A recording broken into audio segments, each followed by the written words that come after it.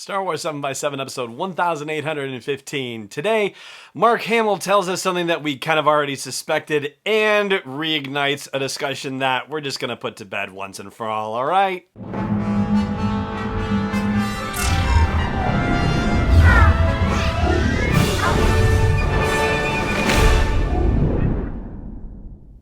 Hey Rebel Rouser, I'm Alan Voivod and this is Star Wars 7x7. Thank you so much for joining me for this show, and here is what's going on. So, Mark Hamill was at an event and the Associated Press interviewed him on the red carpet and asked him if his appearance in The Rise of Skywalker was really going to be his last appearance in a Star Wars movie, and here is his response. I sure hope so. Why? Well, because, I had closure in the last one.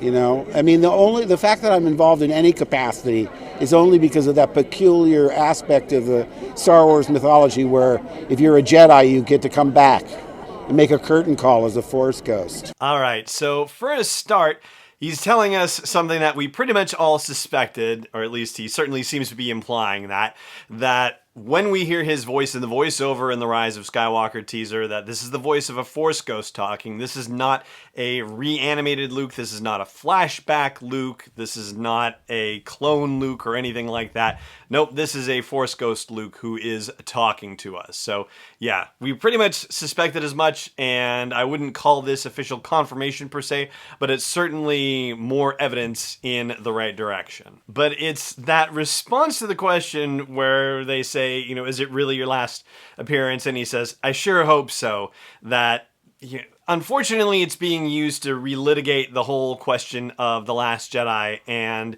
Mark Hamill's reactions to the story that was created for the character of Luke Skywalker by Rian Johnson.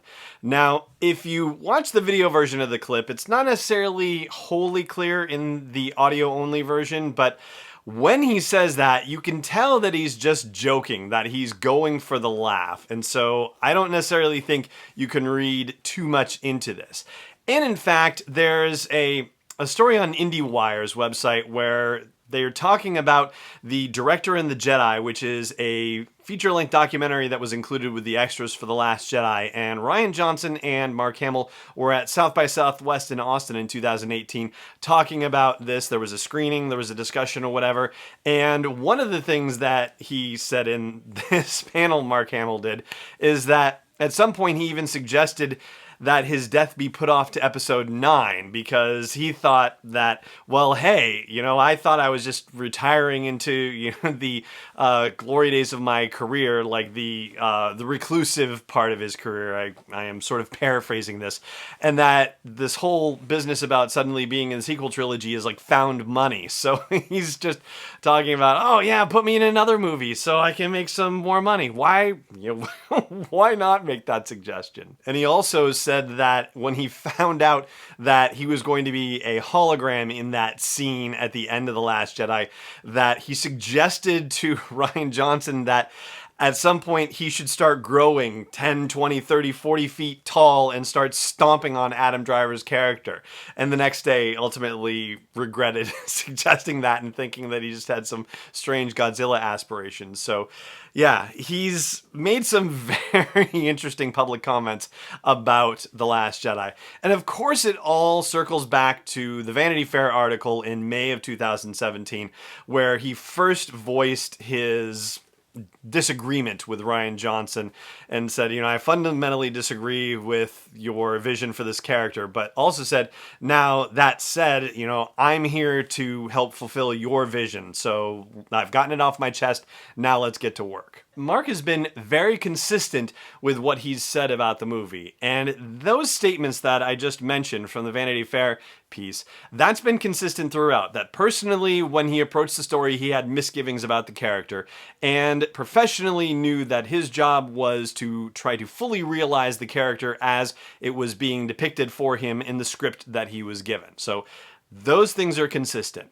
There is also some consistency in other aspects of what he has said since then, which is that he absolutely believes that Rian Johnson made a great movie, okay? Like, period, paragraph, end of story. He says that, I was looking at things not having seen what this thing would turn out to be, and he says, all I was trying to do was make a good movie, and it turns out that Rian Johnson made an all-time great one.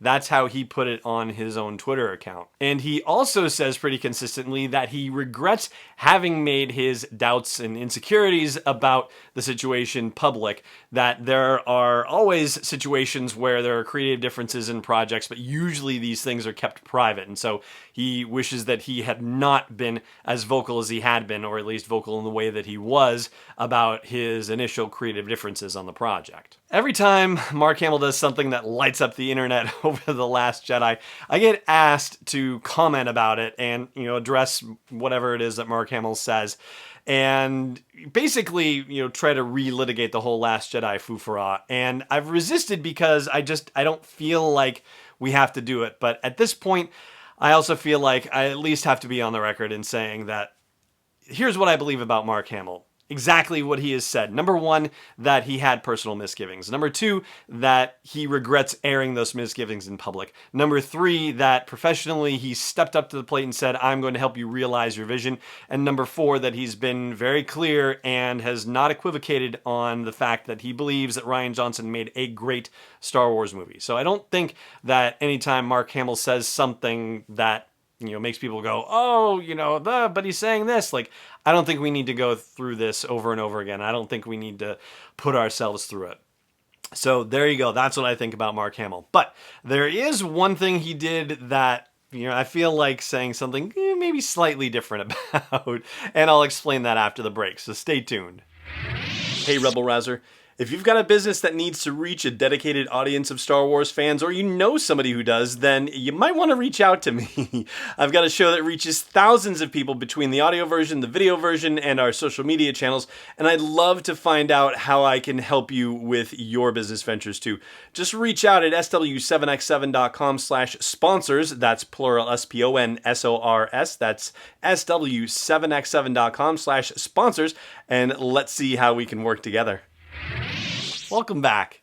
All right, so a couple of months ago, Mark Hamill tweeted a doctored photo that showed old Han and old Lando and old Leia and old Luke in the cockpit of the Millennium Falcon with a hashtag missed opportunities. And, I would be lying to you if I didn't say that I agreed with him to a point, right? I mean, I would have loved to have seen that as well. I think it would have been absolutely fantastic and exciting. And yet, doing something like that is almost the textbook definition of fan service, which is a term that comes to us primarily from anime, I gather.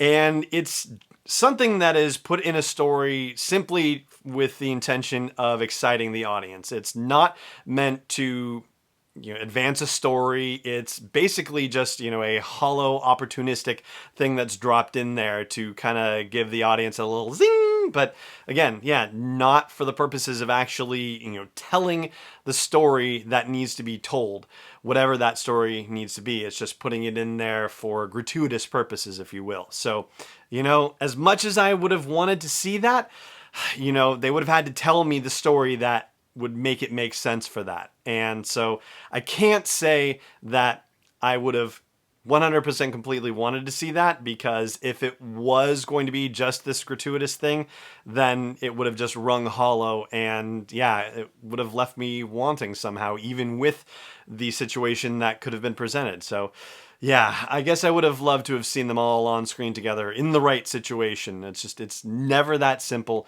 And I, for one, am really open to the possibility of being told a different story than the one that I expect. So anyway, there you go. That's as much as I'm going to be saying about things that Mark Hamill says about The Last Jedi or, the rest of the sequel trilogy. Unless something really outrageous comes up. But at this rate, I think I'm done. All right, that's going to do it for today's show. Thank you so much for joining me for it, as always. And may the Force be with you, wherever in the world you may be. podcast is not endorsed or sponsored yet by Lucasfilm Limited, Disney, or 20th Century Fox. It is intended for entertainment and information purposes only. Star Wars, the Star Wars logo, all names and pictures of Star Wars characters, vehicles, and any other related Star Wars items are registered trademarks and/or copyrights of Lucasfilm Limited or their respective trademark and copyright holders. May the Force be with them. All original content is copyright 2019 by Star Wars 7x7. We hope you love it.